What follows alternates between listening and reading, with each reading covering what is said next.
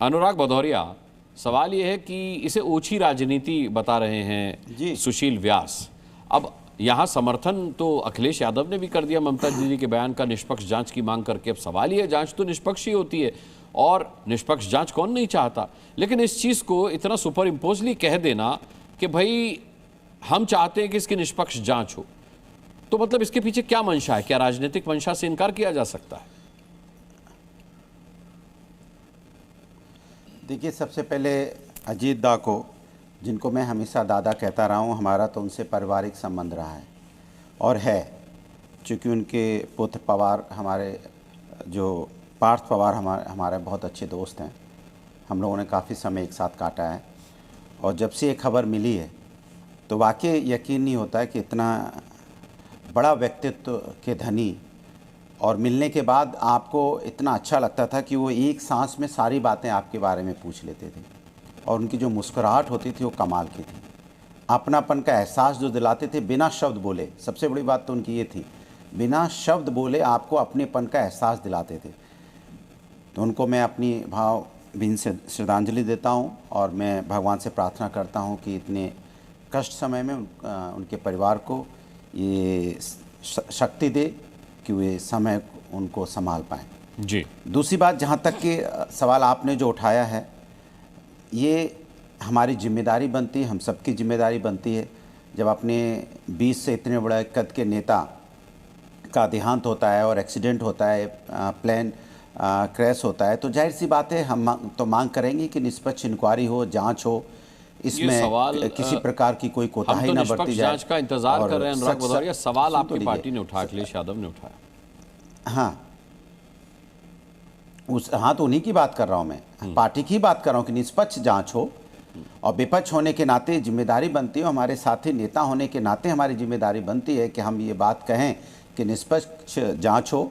और मुझे लगता है इसमें किसी को बुरा भी नहीं लगना चाहिए, क्योंकि सभी निष्पक्ष जांच चाहेंगे, क्योंकि कैसे उसमें तकनीकी कमी आई या क्या बात हुई, कैसे ये इतना बड़ा हादसा हो गया, तो ये जांच का विषय है और जांच होनी चाहिए। तो इसलिए कहा निष्पक्ष जांच होनी चाहिए, जिससे कि कम से कम पता चले कि आखिर क्या हुआ था। और ये सभी के मन में यही बात होगी, हमारे मन में नहीं, पूरे देशवासियों के मन में, और जो उनके समर्थक रहे हैं, जो उनके शुभचिंतक हैं, सबके मन में रहेगा कि भाई निष्पक्ष जांच होनी चाहिए और सबके सामने आनी चाहिए, और जल्दी से जल्दी हो, ये भी एक शब्द उसमें ऐड होना चाहिए, जल्दी से जल्दी हो और सबके सामने सच आना चाहिए कि आखिर क्या वजह हुई, कैसे हो गया, क्या तकनीकी खराबी हो गई, किस तरह से चूक हो गई, कहाँ चूक हुई, कहाँ चूक नहीं हुई, कैसे इंजन में कोई खराबी आ गई या कोई तकनीकी प्रॉब्लम आ गई। तो ये बात जनता को पता चलनी चाहिए, बस इतनी सी बात है। मुझे लगता है इसमें राजनीति की जरूरत नहीं है, इसमें कोई राजनीति नहीं कर रहा है। ये जिसको दर्द होता है, जिसको तकलीफ होती है, वो ये बात जरूर कहेगा।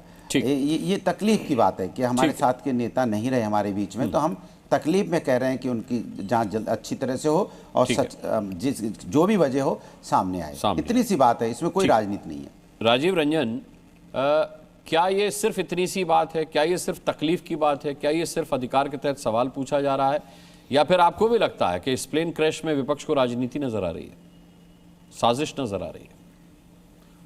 देखिए अनुराग जी, सबसे पहले लगभग 3.5 दशक 1991 में पहली बार वो सांसद हुए और उसके बाद लगातार वो 8वीं बार विधानसभा में चुन करके आए।